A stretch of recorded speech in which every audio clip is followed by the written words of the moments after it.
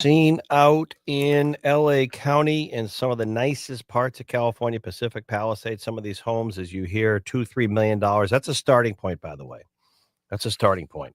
Really strong winds. Who knows where these fires start, but with an 80, 90 mile per hour wind blowing fire that's like gasoline. Quite a scene. Here we have gusty winds. It's quite windy, but that's all we have. A little chilly, as Mike Pomp just said in our local news. And as we get what's that? Yeah, debris. And it's ironic. These windy days, J Dog, in a lot of communities always coincide. Don't ask me how I know this or why, with garbage or trash pickup days and recycling. And that's when you see your neighbors, what they consume all over your yard or your stuff on their yard because everything's blowing around. But we have a windy, gusty Wednesday. Good morning, New Hampshire. Good morning, Maine. Good morning, New England. Good morning, worldwide. Hey, Google. Hey, Alexa, play the Pulse of an H. Also, you can watch us now, the first hour of every show on YouTube. Make it easy for you. We have our own channel, just YouTube, the Pulse of an H. Hey, Alexa. Hey, Google, the Pulse of an H. We make it easy for you.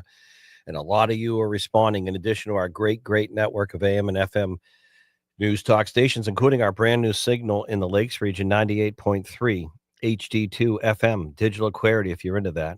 Big announcement tomorrow. If you want to take a memorable kind of bucket list trip this fall with me and the Pulse of an 8, New Hampshire, stay tuned tomorrow. Stay tuned tomorrow. Just a little teaser, they call it. Little teaser, J-Dog, as we get going. All right. A lot of news out there.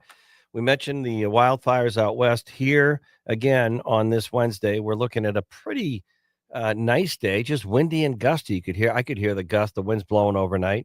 It's going to continue into tomorrow, but then we do see I call it a seasonable warm up on Friday, mid-30s. So it's going to feel much warmer going to the weekend. You just heard Mike Pomp again in our local news say we might get a little bit of snow this weekend.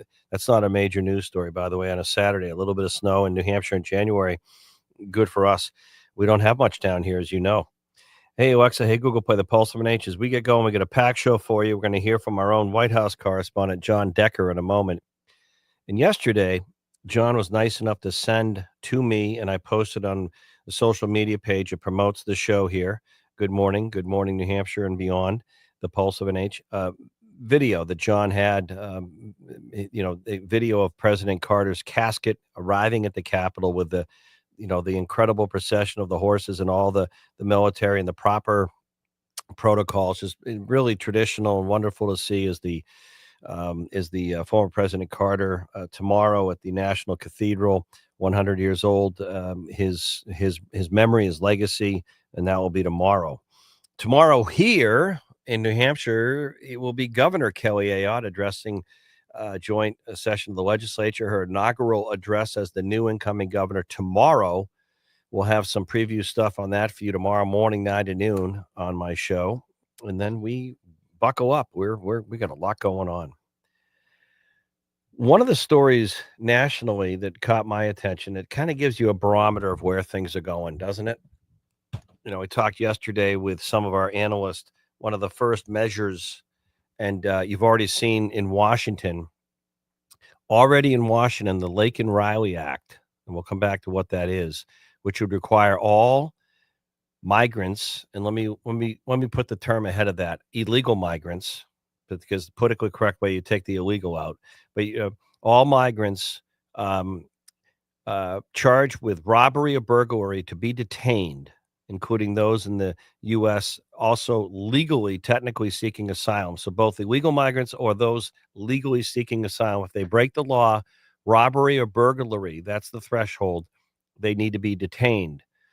And that's a game changer in some cities and places that are just basically they're not even charging these folks. The bill is named after the young Georgia woman who was killed, raped, murdered. I mean, just incredibly terrible, vicious, brutal, just god-awful murder by the Venezuelan. And again, listen how some of the news outlets put this. The Venezuelan man who was in the country illegally. Yeah, the illegal migrant who had a criminal background, who murdered this young, promising, aspiring woman, raped her, murdered her, killed her, bashed her head. I mean, just terrible stuff. So the bill's named after Lake, and it's interesting. Both Representative Chris Pappas of New Hampshire and Representative Maggie Goodlander joined 46 other Democrats to support the bill.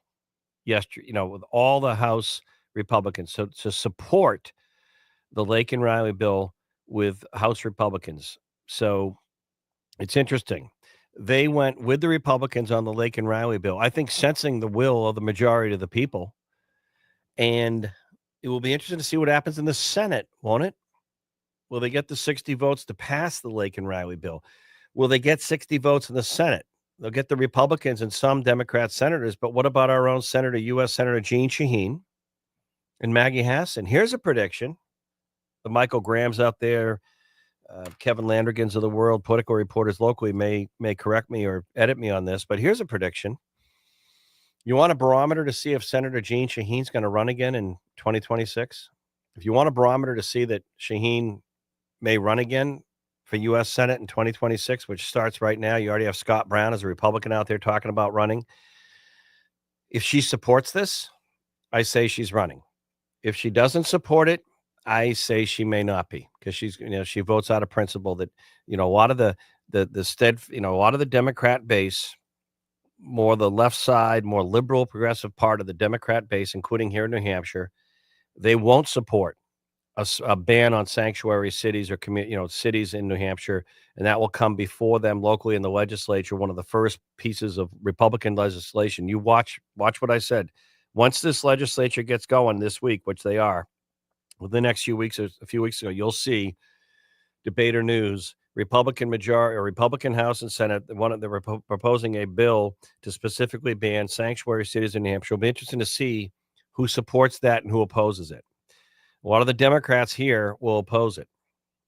And they'll say, well, we don't really even have sanctuary cities in New Hampshire like Massachusetts, but there are communities that I think Portsmouth might be one of them, and others that might be. Michael Graham in New Hampshire Journal mentioned Dover. It might be open to that. So it'll be interesting to see the votes. But this Lake and Riley bill, Senator Maggie Hassan, if I had to predict, she's not up for re-election. I would not be surprised if she opposes it, but I don't know. But it'll be interesting to watch Senator Jeanne Shaheen on this when it goes to the Senate, because we've already seen Chris Pappas, Democrat, 1st Congressional District here in New Hampshire, and newly elected Congresswoman Maggie Goodlander, 2nd Congressional District Democrat, vote with the Republicans for the Lake and Riley bill. And now it's off to the Senate. So it's just interesting where this goes, and we'll keep an eye on it for you. One of the other stories we're tracking, I'm going to have some commentary at some point this morning, maybe in the bottom of the hour, because coming up, our own White House correspondent, John Decker. I do, a lot of people don't, and I get it to a point, but I'm watching that sort of long meandering press availability, press conference, press open media event yesterday in Florida with Donald Trump. The first sort of open press gaggle he's had since being certified the winner in the Electoral College by the Senate and Kamala Harris the other day. So he goes on ripping into Jack Smith, the prosecutor, calling him a nut job, bashing Joe Biden on the way out, saying he was going to make the transition smooth, and he hasn't. Bashing Biden for banning offshore drilling on 625 million ocean acres. Bashing efforts to limit the amount of water that comes out of your faucet or your shower when you take a shower. I mean, he was Trump. But in the press, on the question and answer, he's asked about Greenland, Panama Canal, and things like this. And, even what people who still don't understand Trump on the November 5th election, and they never will, is Trump is going to be Donald Trump. I try to explain that to people when it was going into re-election, the election here, and a lot of the Republican establishment was saying he's got to be disciplined. He can't just be doing the name calling of Harris and Biden. He's got to be disciplined. I laughed. I go, you think Donald Trump is going to change? Trump is Trump. He's not going to change, folks. And I don't know when people are not going to realize that he's not going to change. And that's in large part, believe it or not, what got him elected again. He's not going to change. He tells you what he thinks. You may not agree. You may vehemently disagree, but Trump will tell you what he thinks.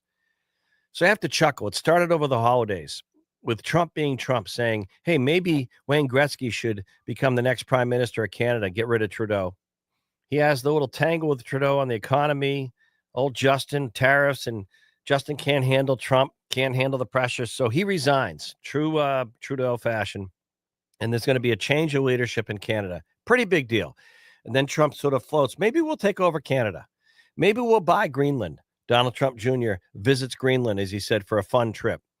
And then he talks about the Panama Canal. And some of what he says is absolutely true about the strategic importance of both Greenland to us in the Arctic airspace against Russia and the Panama Canal, and how we kind of gave that away. He's not wrong in that, by the way. And then they ask him, well, how would you do that? Would you rule this in or out? So Trump's being Trump. He's even talking about renaming the Gulf of Mexico. When are people going to realize that Trump says a lot of things and it's top of mind? They may not happen. None of this may happen, but he's already affected change in Canada by just being Trump. You ever think of that? Commentary, 603-228-2080. Hey, Alexa, hey, Google, play the Pulse of an H. Our own White House correspondent, John Decker, on deck next live.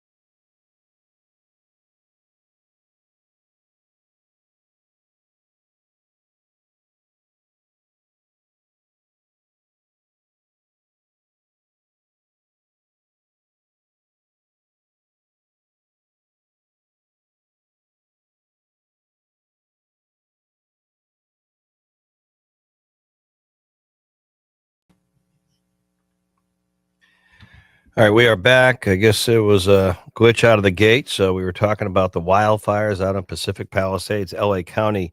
When you have that strong of a wind gust, or winds, sustained winds of upwards of 90 miles per hour, and you have a fire, it's horrendous. But out there, some of these homes, of course, some of the wealthiest enclaves, $2-3 million homes. By the way, that's a starting point.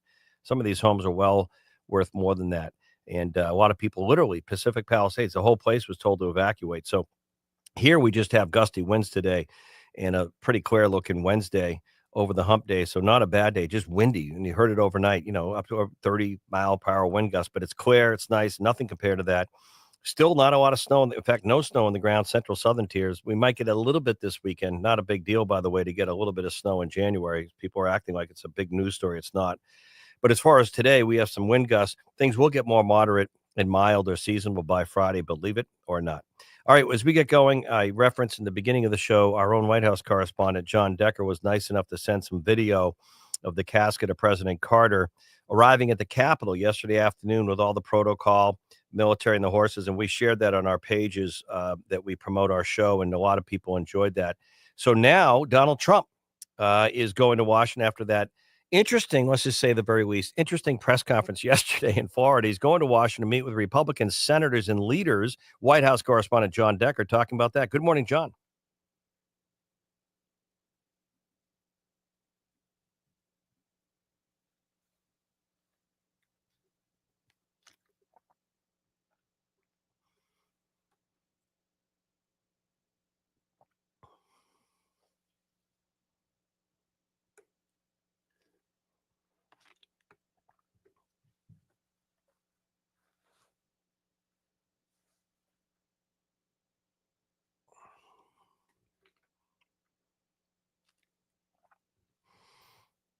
Now, John, you spoke yesterday talking about the direction of the House, and you kind of forecast what already happened. Interesting. Already in the House, yesterday, and two Democrats in New Hampshire, Chris Pappas and Maggie Gundlander, voted, I think, with 46 other Republicans to pass the Lake and Riley bill, a step towards some new immigration laws with the new administration. That passed. Not sure what will happen in the Senate if they get the 60 votes, but a sign that things are going to happen pretty quickly.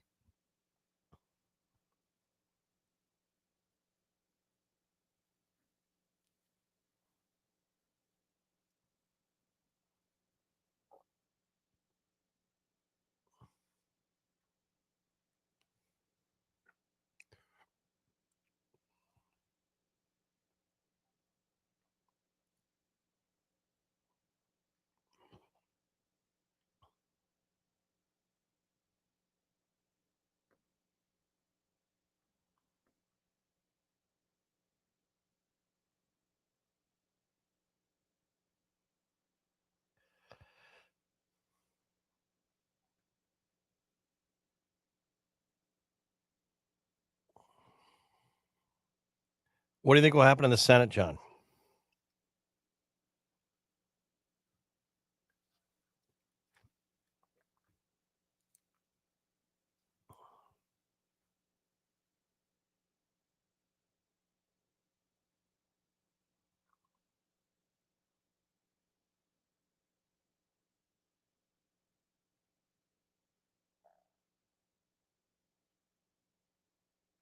John Decker, White House correspondent in Washington. Thank you, John.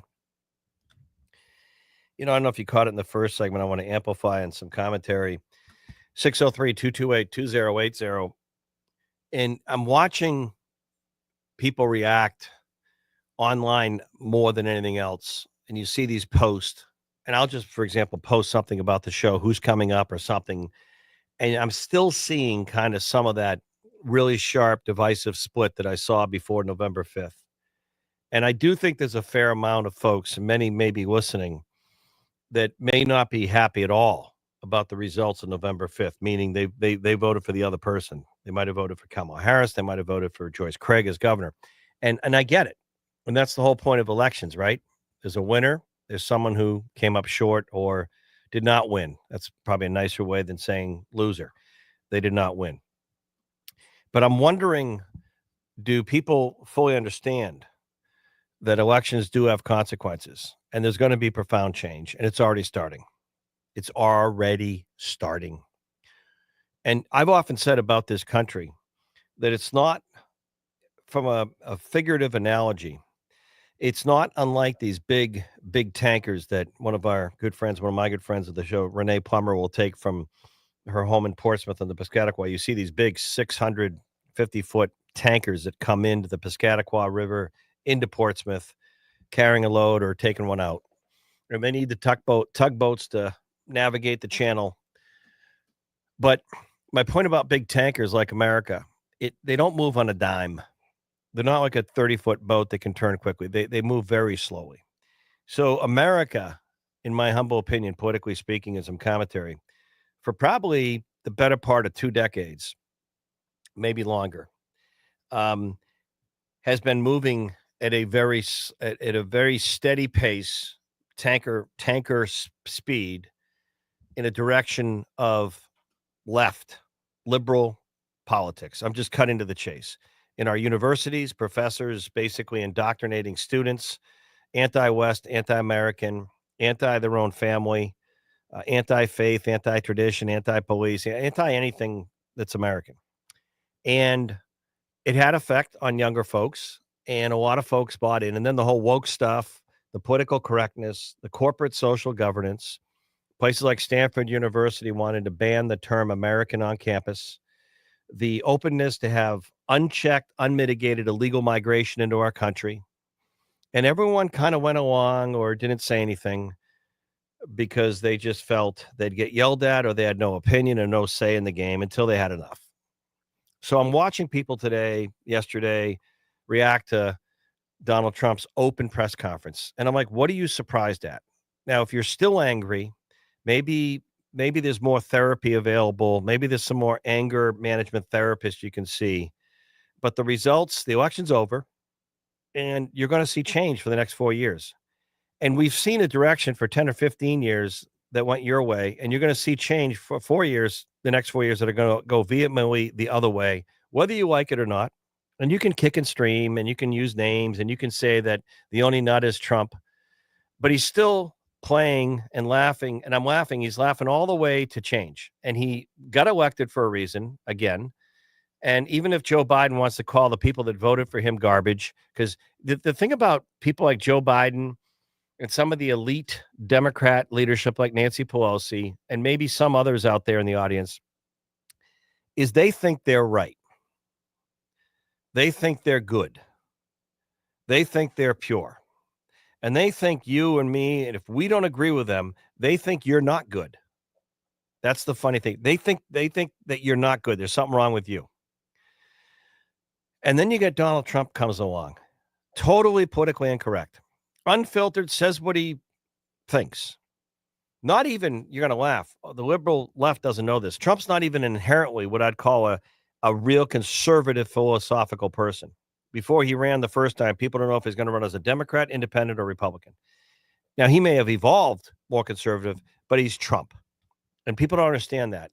And if you don't, you never will. He's Donald Trump. And so many people that get so tired of the push to the left and everything in our society hit the brakes on November 5th. And they like the fact that Trump is Trump. It doesn't drive them nuts if he says, maybe we should look at taking over the Panama Canal. Maybe we should look at buying Greenland. Maybe we should rename the Gulf of Mexico. Maybe Justin Trudeau should leave as Prime Minister of Canada and put in Wayne Gretzky. Trump is being Trump. But don't underestimate him. He's already forced change of leadership in Canada without even a vote, just by tangling and using his Trump being Trump, and Justin Trudeau resigns. He's already forced change in the country, our neighbor to the north. He may or may not rename the Gulf of Mexico to the Gulf of America or whatever. He may or may not try to buy Greenland, but he's already got the leader of Denmark saying it's not for sale, but she is reacting to Trump. And people don't get it. He got Mike Johnson reelected. He's already passed a bill. He's not even in there yet. The Lake and Riley bill. He got Republicans to do that, or he's behind that. He's cutting business deals, the $20 billion from the United Arab Emirates to come into America to invest in data centers. He's got people down in and around the Panama Canal very nervous. And, the adversaries like Vladimir Putin, Tehran, China, they're watching all this. And if you don't think they're a little bit concerned as well, I'm not saying they're going to resign like Justin Trudeau did. Classic Justin Trudeau fashion, right? I can't handle this pressure. I'm not having any fun. I'm going to resign because I don't want to lose.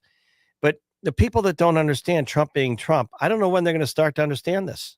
Some commentary. 603-228-2080. Hey, Google. Hey, Alexa, play The Pulse of an Age. Back in a moment.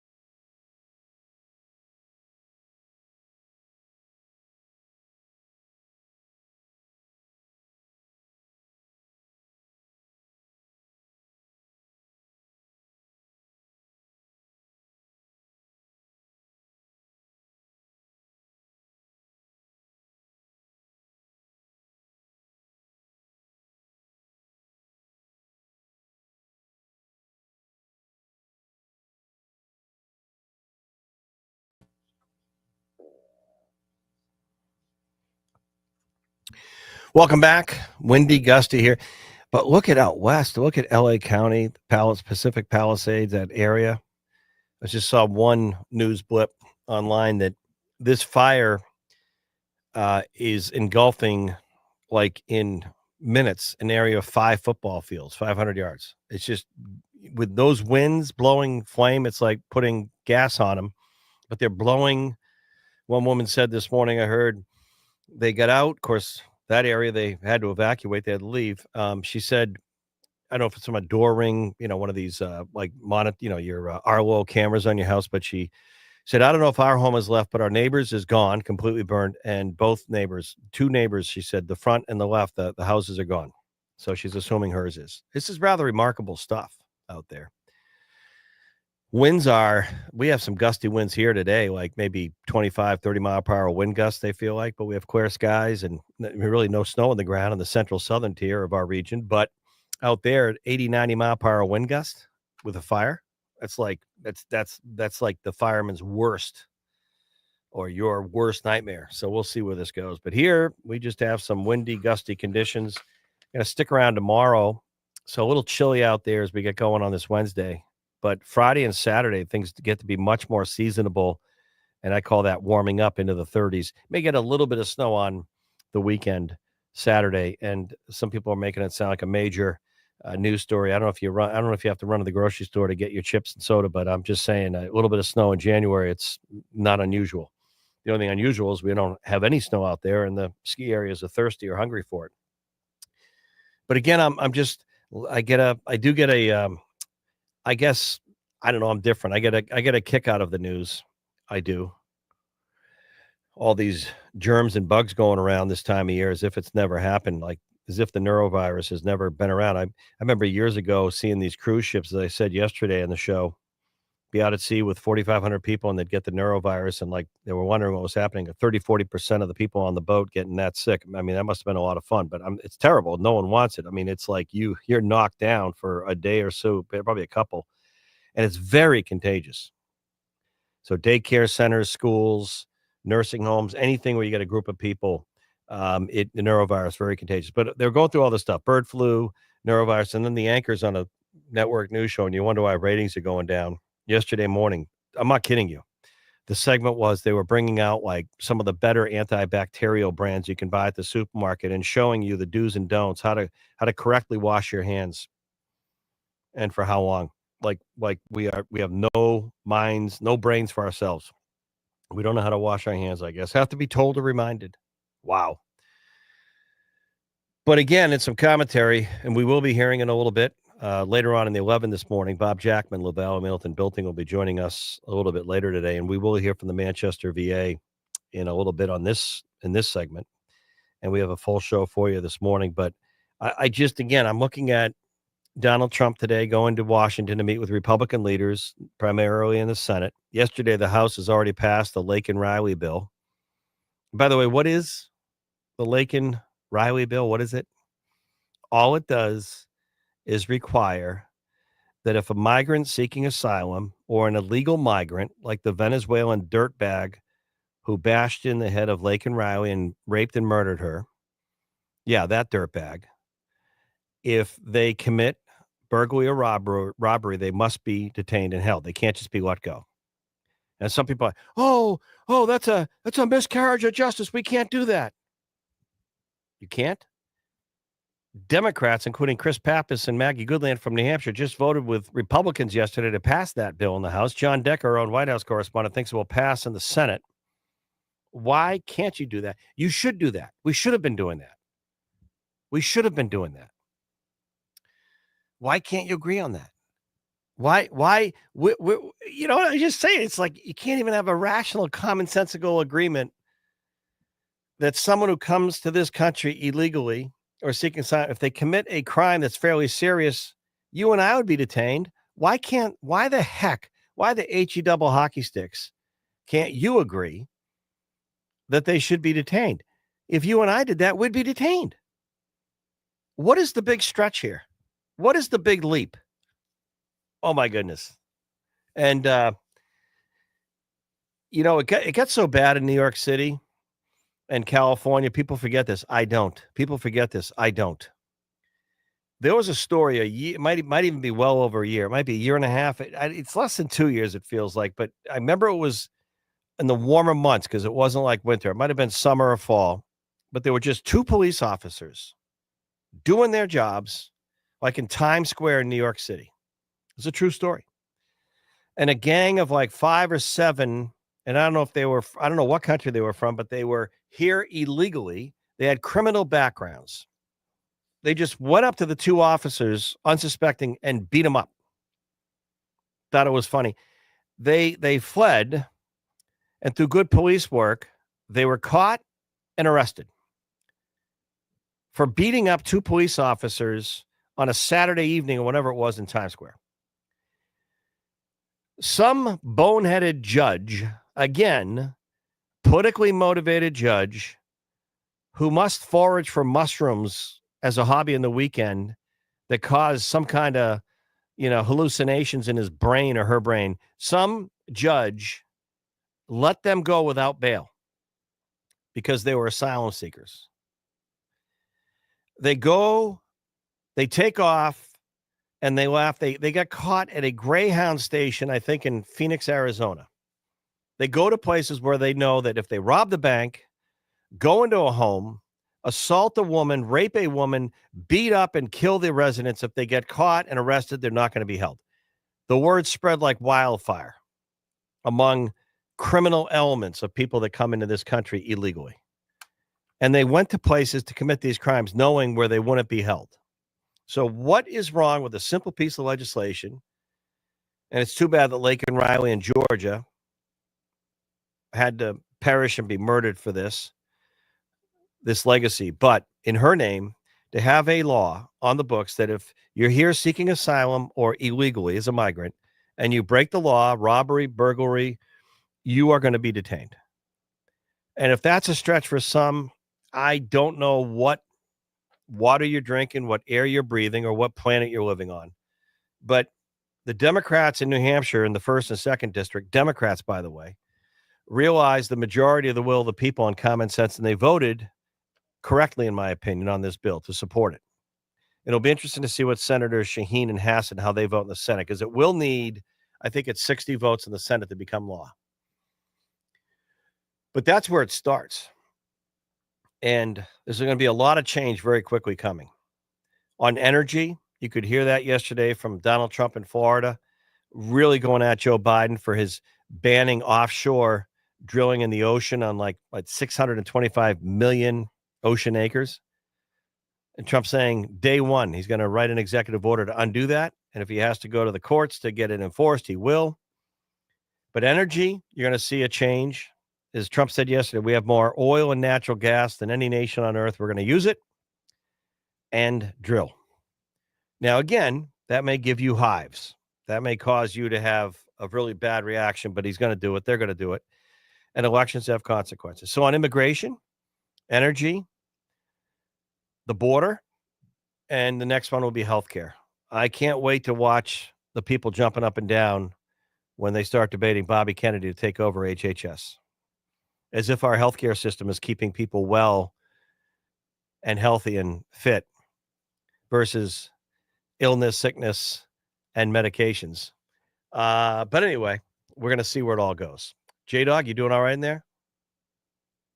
You look. Oh, I'm blocking the YouTube. Okay. Oh, okay. There you go. Sorry about that. Blocking the video. Now we got video. I have to worry about that.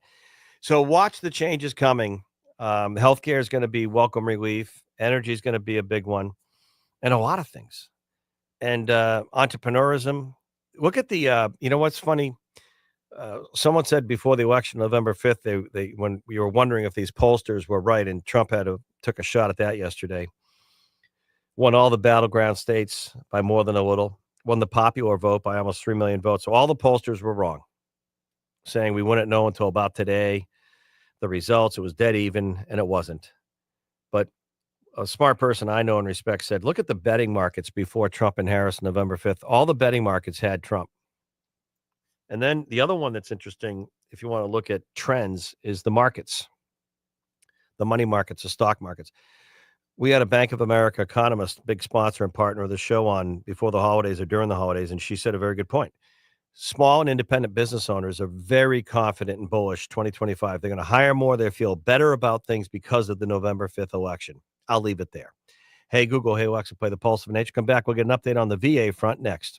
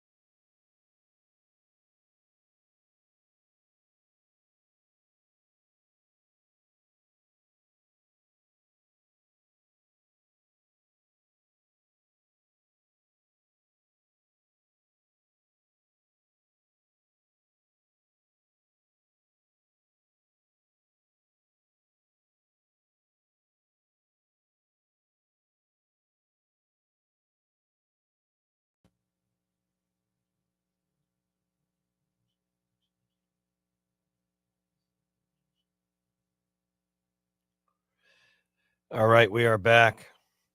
We are back, and we're going to take a break in the action and turn to our veterans, the veterans out there, and our friends at the Manchester VA, and Julie Vos, the acting director, medical center director of the VA locally, joining us. Julie, happy New Year. Talking cybersecurity, believe it or not.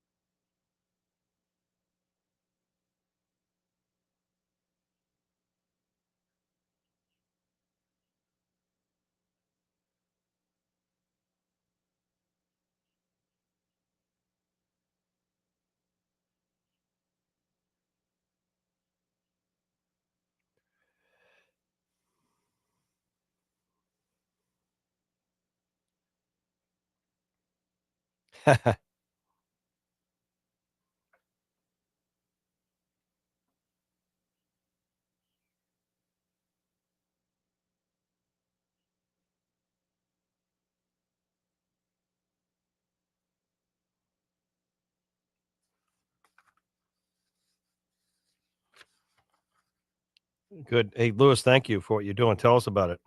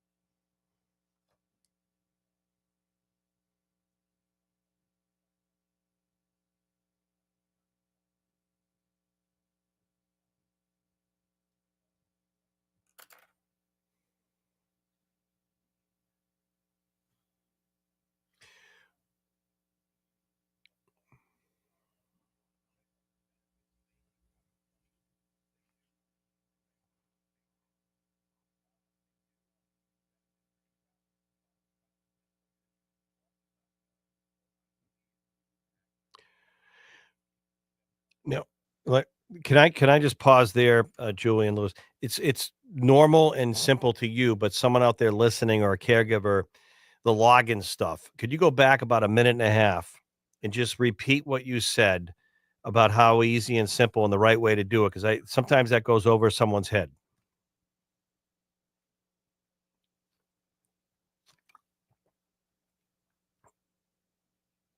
So myhealth.va.gov. Yep.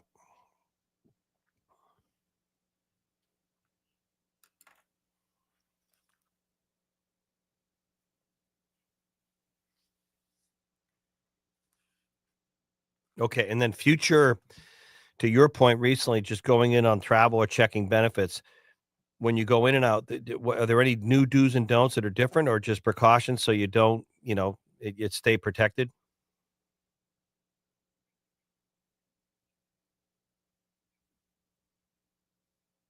And that's the part I wanted him to repeat the code, the Lewis.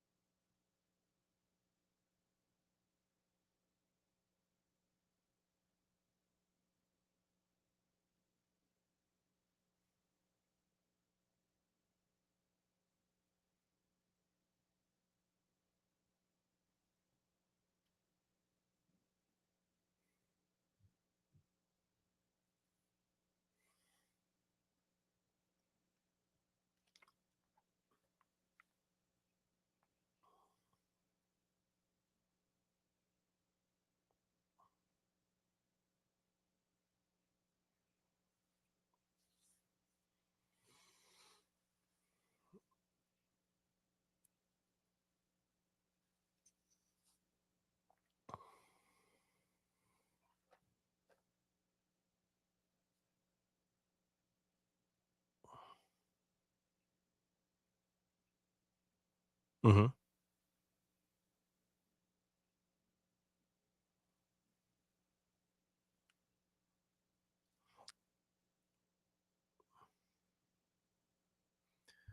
Yeah. Yeah, it doesn't sound too much, and I think explaining it helps, but I think Julie may be a backup too, is if a veteran out there or a caregiver has any challenges at all, can they call Manchester VA? Can they go on? Can they say, "Hey, look, can someone just take 2, 3 minutes, walk me through this?"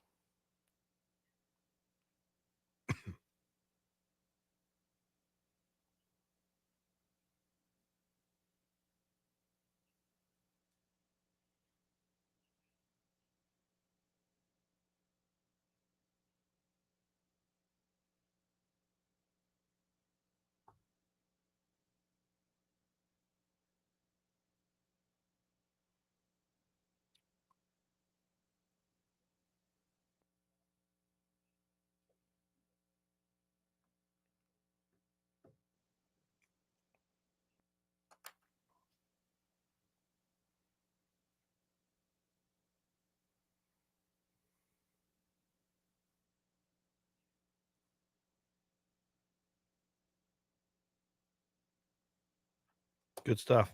Well, I appreciate it, and I think sometimes we slow it down a little bit, it's gonna sink in more, but I thank you. And Julie, we have a minute, any other quick updates? Anything else going on now that we're into the new year?